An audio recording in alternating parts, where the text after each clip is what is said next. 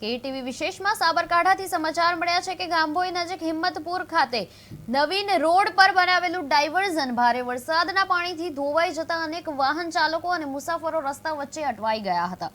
Police તથા સ્થાનિક કર્મચારીઓએ તાત્કાલિક કાર્યવાહી હાથ ધરીને જેસીબીની મદદથી નવું ડાયવર્ઝન તૈયાર કરાવ્યું હતું। આ દરમિયાન ડાયવર્ઝન વચ્ચે ફસાયેલા 17 જેટલા લોકોને દોરડા વડે સલામત બહાર કાઢવામાં આવ્યા છે। બસ, કાર સહિતના વાહનો પણ ફસાઈ જતા લાંબા સમય સુધી ટ્રાફિક જામ જેવી સ્થિતિ સર્જાઈ હતી। સાબરકાંઠાથી સમાચાર મળ્યા છે જ્યાં અત્યારે આખા રાજ્યમાં વરસાદની મેઘમહેર ચાલી રહી છે, ત્યારે બસ અને કાર સહિત ઘણા વાહનો અહીંયા ફસાઈ ગયા હતા અને આમાં તંત્રની બેદરકારીના કારણે આ બધા જ વાહનો ફસાઈ ગયા હતા, કેમ કે જે ડાયવર્ઝન છે એની ઉપર પણ પાણી ફરી વળ્યું હતું અને ડાયવર્ઝનના બોર્ડ ના દેખાતા જે વાહન ચાલકો છે એ એમાં જઈ ફસાયા હતા અને એ બધાને જ અત્યારે બહાર કાઢવામાં આવ્યા છે। દોરડા વડે એ લોકોને અત્યારે બહાર કાઢવામાં આવ્યા છે।